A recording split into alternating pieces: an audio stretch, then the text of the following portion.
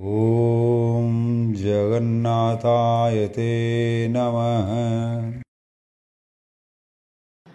जय श्री जगन्नाथ। नीलाचल निवासाय नित्याय परमात्मने बलभद्र सुभद्राभ्याम जगन्नाथाय ते नमः। ओम जय श्री जगन्नाथ।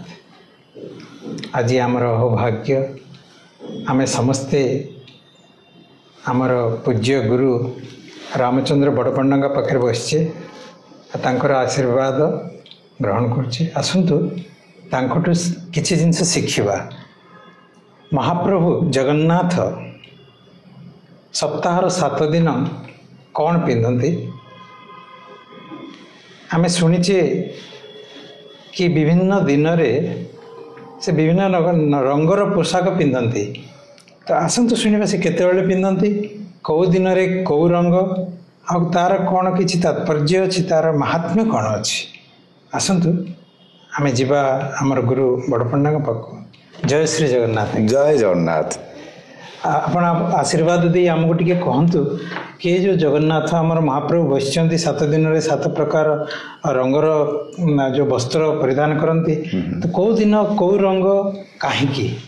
जगन्नाथ महाप्रभुଙ୍କର ଆଉ ଗୋଟେ ନାଁ ହେଉଛି ଗ୍ରହରୂପୀ ଜନାର୍ଦ୍ଦନ।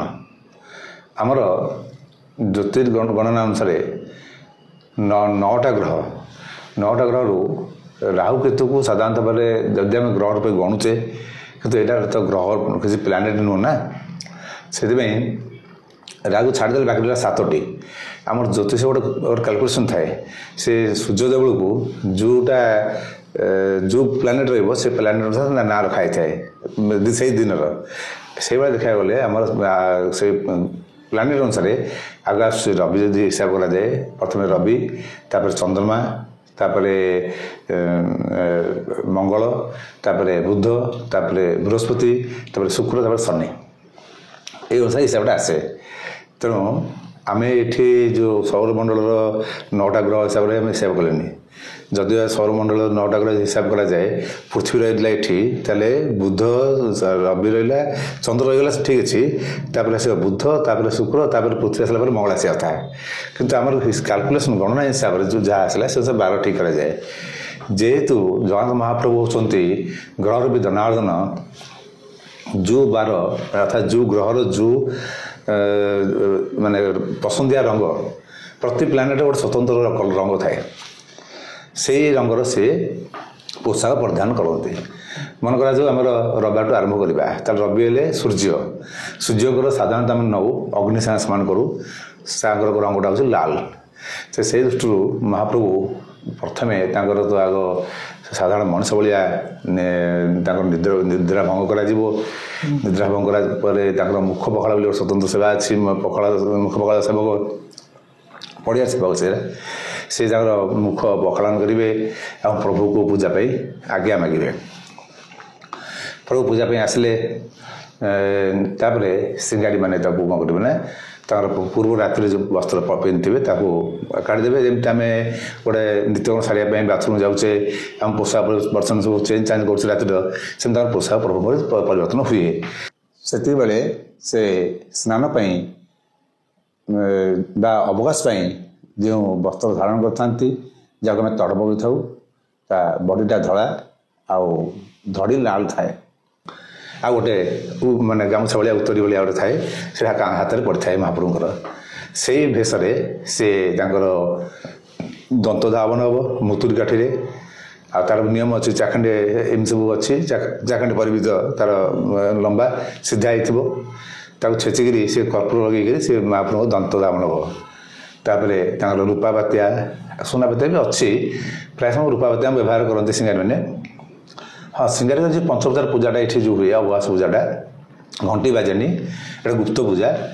ଆଉ ସେ ଜୀବ ଛେଲିବେ, ଜୀବ ଛେଲିଲା ପରେ ତା ଦ୍ୱାଦଶ ବାର ମୁଖ ପଖାଳନ କରିବେ, ମାନେ ମୁହଁ ଧୋଇବେ ବାଟି। ତାପରେ ଯେମିତି ନର୍ମାଲି ଲୋକ ଗାଧାନ୍ତି ସେମିତି ତାଙ୍କର ସ୍ନାନ ହେବ।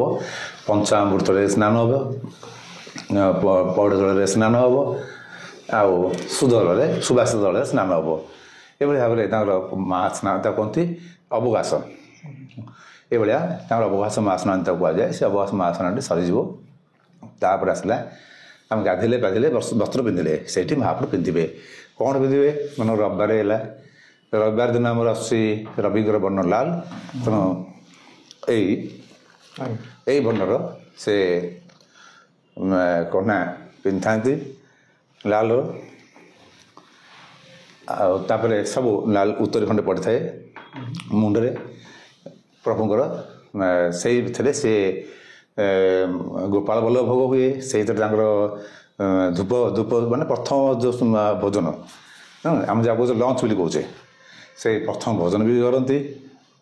ଲଞ୍ଚ ତ ଜାଣି ନୁହଁ, ପ୍ରାତଃ କାଳର ଭୋଜନଟା, ମଧ୍ୟାହ୍ନ ଭୋଜନଟା ପ୍ରଭୁ ଆମର ତ ପେଟୁ ଠାକୁର 3 ଥର ଖାଆନ୍ତି। ତାପରେ ତ ଭଣ୍ଡ ବି ଖାଆନ୍ତି ବହୁତ ମହାପ୍ରସାଦ। 60 ପଉଟି, ଗୋଟେ ପଉଟି 20 ଗଉଣୀ, ଏଇ ହିସାବରେ ସେ ହେଲା ଆସିକି କେତେ ହେଲାଣି ଭୋଗ? 56 ଭୋଗର ପିଠା, ମାନେ ନିଶଙ୍ଗୁଡ଼ି ଭୋଗଟା 56ଟା। ଏଇ ମହାପ୍ରସାଦ ଡାଲି ଫାଲି ଛାଡ଼ିକିରି ଖାଲି ପିଠା। ଏଇଭଳି ଦେଖିବାକୁ ଗଲେ ତାଙ୍କ ଭୋଗ ହୁଏ। କିନ୍ତୁ ରବିବାର ପିନ୍ଧିବେ ନାଲି ବସ୍ତ୍ର। ସୋମବାର ଆସିଲା, ସୋମବାର ହେଉଛି ଚନ୍ଦ୍ରମା, ଯେହେତୁ 15 ଦିନ କୃଷ୍ଣପକ୍ଷ 15 ଦିନ ଶୁକ୍ଳପକ୍ଷ କ୍ଷୟ ଆଉ ବୃଦ୍ଧି ହୁଏ, ସେଥିପାଇଁ ଚନ୍ଦ୍ର ଦେହରେ କଳଙ୍କ ଥାଏ। ତେଣୁ ଚନ୍ଦ୍ର ବର୍ଣ୍ଣ ହେଉଛି ଧଳା, ତା ଦେହରେ କଳଙ୍କ ଥିବାରୁ ପ୍ରଭୁଙ୍କର ଏଇଭଳିଆ ବସ୍ତ୍ର, ଏଇଭଳିଆ ବସ୍ତ୍ର ଧଳା ଦେହରେ କଳା ବିନ୍ଦୁ ବିନ୍ଦୁ ଅଛି, ଏଇଭଳିଆ ବସ୍ତ୍ର ସେ ପରିଧାନ କରନ୍ତି। ଆଉ ଏଠି ଗୋଟେ ଦେଖିବା ବିଷୟ ହେଉଛି ମହାପ୍ରଭୁ ଏଇଭଳିଆ ବସ୍ତ୍ର ପରିଧାନ କରିବେ। ତାଙ୍କର ହୁଏତ ମୁଖାର ବିନ୍ଦୁର ବଳା ଲଗାଯାଏ ବା ଅଧରେ ଲଗାଇ ଦିଆଯାଏ, କିନ୍ତୁ ଅନ୍ୟ ଅଡ଼ା ଧଳା ରଖାଯାଏ। କିନ୍ତୁ ବଳରାମ ହେଉଛନ୍ତି ଆମ ବାବୁ, ସେ ସ୍ୱୟଂ ସାକ୍ଷାତ ସଦାଶିବ, ସେଥିପାଇଁ ସେ ହରିହର ଭେଷ କରାଯାଏ, ଅଧେ କଳା ଅଧେ ଧଳା। ଏଇଟା ହେଉଛି ଠାକୁରଙ୍କର ଭେଷ। ଆଉ ତାପରେ ଆମର ଯେଉଁ ମଙ୍ଗଳବାର ତା ପିନ୍ଧନ୍ତି 12 ବାଟି, ଏଇଟା ସେ ବି ସୁନ୍ଦର ଲାଗେ ବହୁତ। ଏଇଟା 12 ବାଟି, ବହୁତ ଲୋକ 12 ବାଟି କହିଲେ ବୁଝିପାରନ୍ତିନି। 12 ବାଟି ମାନେ 5ଟି କଲର ଥାଏ। ହଁ, ପଞ୍ଚବର୍ଣ୍ଣ ଆଉ ପଞ୍ଚବର୍ଣ୍ଣ ଥାଏ। ସେ ବେଳେବେଳେ ଏଇଟା ମୁଁ ମିଶିକି ଅଛି, ତା ଦେହରେ ଏମିତି ପାଟ, ସେଇଟା ସବୁଗୁଡ଼ା ପାଟ। ଏଇ ପାଟଟା ତା ଦେହରେ ଏମିତି ପଟି ପଟିକି ଥାଏ, ପଟି ପଟି ଥାଏ। ତାପରେ ଆସିବ ଆମର ବୁଧବାର ହେଉଛି ଆମର ବୁଧଙ୍କର ବାର, ସେଇଥିପାଇଁ ସବୁଜ ରଙ୍ଗ, ଏଇଭଳିଆ ସବୁଜ ରଙ୍ଗ ସେ ପିନ୍ଧିଥାନ୍ତି। ତାପରେ ଗୁରୁବାର ତାଙ୍କର ଯେଉଁ ହଳଦିଆ ସୁବର୍ଣ୍ଣବର୍ଣ୍ଣ, ହଳଦିଆ ଏଇଟା ଅବଶ୍ୟ ମିଶ୍ରିତ ଅଛି, ଏଇ ପିତ ବସ୍ତ୍ର ପରିଧାନ କରିଥାନ୍ତି। ତାପରେ ଶୁକ୍ରବାର ଶ୍ଵେତ ବସ୍ତ୍ର, ଶୁକ୍ରଙ୍କ ଧଳା। ଆଉ ଶନିବାର ତ ସମସ୍ତେ ଜାଣନ୍ତି କଳା ବସ୍ତ୍ର ପିନ୍ଧନ୍ତି। ଏଇଟା ହେଲା ତାଙ୍କର ପ୍ରଥମ ଧୂପ ପର୍ଯ୍ୟନ୍ତ ପିନ୍ଧନ୍ତି। ଆଉ ଗୋଟେ ଜିନିଷ, ପ୍ରଥମ ଧୂପ ପରେ ତାପରେ ଧୂପ ଶଙ୍କୁଡ଼ି ଭୋଗ ଖାଇଲା ମାନେ ପ୍ରଭୁଙ୍କର ଭେଷ ଲାଗିବ। ଆମେ ଯେମିତି ଅନ୍ନ ଖାଇଲା ପରେ ଆମ ଭେଷ ଗାଡ଼ି ଦେଉଛେ, କେଉଁଠି କ'ଣ ପଡ଼ିଥିବ ନାହିଁ, ପୁଣି ନୂଆ ଭେଷ ଧାରଣ କରୁଛେ ଫ୍ରେଶ୍ ହେଇକିରି। ମହାପ୍ରଭୁ ହେଲେ ସବୁନା ଠାକୁର, ତାଙ୍କର ସବୁ ଶୁଦ୍ଧ ବୁଦ୍ଧ। ଧୂପ ସରିଲା, ଭେଷ ପରିବର୍ତ୍ତନ ହେଲେ ଦ୍ୱିତୀୟ ଭଣ୍ଡ ବେଳକୁ ଦ୍ୱିତୀୟ ଧୂପ ପରେ ଭଣ୍ଡ ଗୋଟେ ଅଛି।